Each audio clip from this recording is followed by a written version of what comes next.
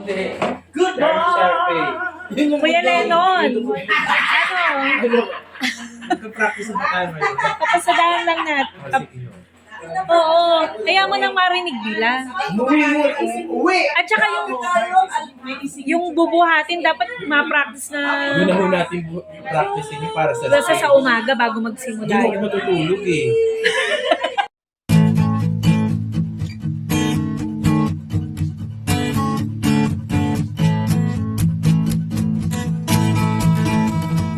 Good morning guys! Happy Wednesday! Wednesday ngayon. Time check, 8 ng umaga, 8:30 in the morning. At cooking time, ayun, ang ating almusal. Bumili ako ng bangus. Ngayon ako nilalagang itlog, 5 pirasong itlog. Mag-rice tayo ngayong umaga. Galing tayo sa check-up, so medyo tumaas ang ating cholesterol. Hindi nating bawas-bawas. At magsigang kami mamayang tanghali. So, nakabili na rin ako ng hipon. Sinigang sa hipon. Alis kami ngayon sa kabilang bahay para magpakain ng dog. Kasi kami, hindi ako nakapunta doon kahapon. So, hindi natin napakain yung mga aso. Iniiwan naman kaming dog food doon. Marami. Para sure na kakainin sila ng tubig. Importante ng tubig sila. So, papuntahan namin sila mamaya. Si Cody yung sasakyan yun. Pero mga 10 o'clock pwede na atang lumabas. Kaya punta tayo doon sa kabilang bahay mamaya. At, sensya naman sa itsura nun.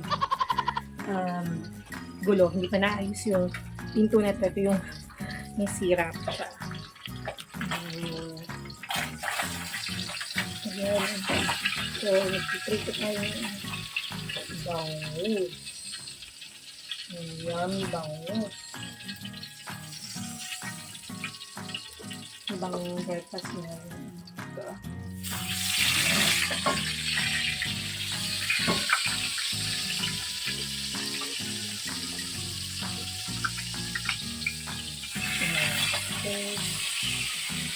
Okay.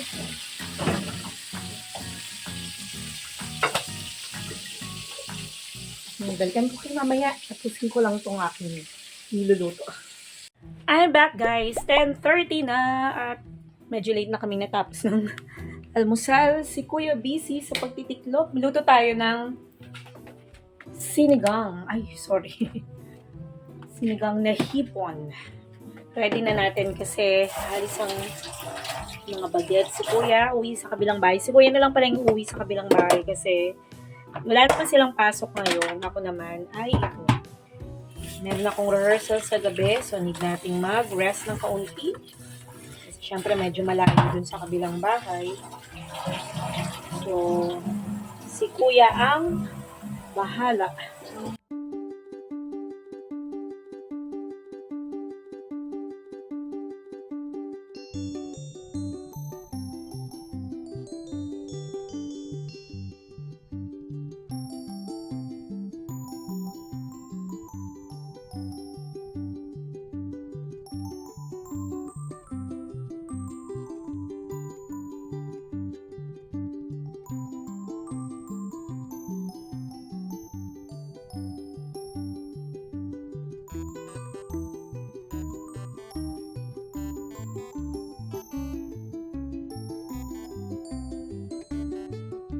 Tara, luto na ang ating sinigang na hipon. Good morning! Kuya Lennon! Ano? Nag-practice na tayo ngayon. Kapasadahan lang natin. Oo, kaya mo nang marinig bilang. Uwi! At saka yung bubuhatin, dapat ma-practice na Yun na ho natin practice niyo para sa umaga bago magsimula Hindi mo yun. matutulog eh. Oo, ito kayo.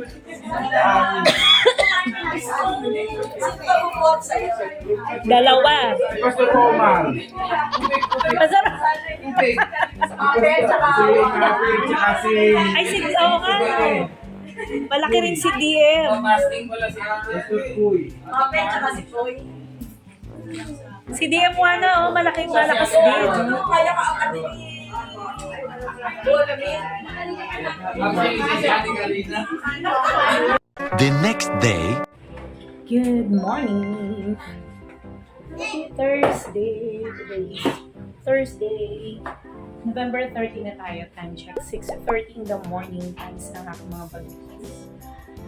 And then, nanonood tayo ng isang vlog while hinintay silang makalis. Maglalaba rin ako. Niluto ako ng aming egg para sa aming almusal. Ayan. So, kumain sila bago umalis.